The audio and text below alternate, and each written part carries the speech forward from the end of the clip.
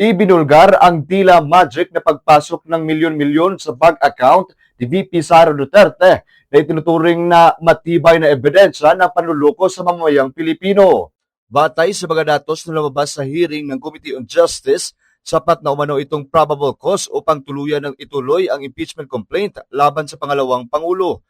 Nanindigan si Akbayan Party List Representative Percival Percy Sindanya sa kanyang pahayag na nakakalula ang mga numerong iprenisinta sa pandinig at ayon sa mamabatas, hindi lamang milyon kundi umaabot na sa bilyon-bilyong piso ang kabuuang halagang labas-pasok sa mga account ng Vice Presidente, bagay na mahirap umanong ipaliwanag ng simple. Sa eksklusibong panayam ng Bombo Radio Cebu News Team, binigyang diin ni Sindanya na ang nasabing hearing ay patunay lamang na nililinlang ng pamilyang Duterte ang taong bayan. Anya, pilit na ibinibida ng mga Duterte na simple lamang ang kanilang pamumuhay tulad ng pagkain sa karinderya. Ngunit, kabaligtaran nito ang katotohanan dahil sa tindi ng yaman na nakatago sa kanilang mga bank accounts. Binigyang diin ni Sindanya ang mas nagkakaalarmang anggulo. Ang hinalang ang bahagi ng salaping ito ay galing sa mga drug lords at ayon sa kanya, tila nagpapahiwatig ito na tumatanggap ng drug money ang pamilyang Duterte. Dagdag pa nito, ang mga lumalabas na datos ay direktang sumasalungat sa isinumiting Statement of Assets, Liabilities and Net Worth ni VP Sara Duterte. Giit ni Sindanya, malinaw ang pagsisinungaling ng Vice Presidente dahil sa nakaraang taon ay idineklara nitong wala siyang cash on hand at cash deposit. Ngunit nung suriin ang mga suspicious and covered transactions, tumambad ang deposito ng milyon-milyong piso na hindi tugma sa kanyang opisyal na pahayag.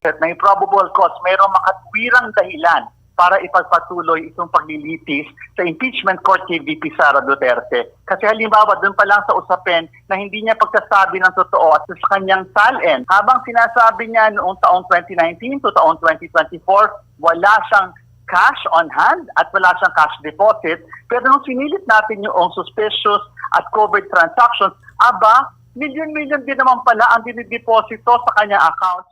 Mula rito sa lungsod at lawigan ng Cebu, Bombo Nathaniel Sandoval. This is Bombo Radio Philippines, #1 and most trusted source of news and information. Bus Radio, Bombo!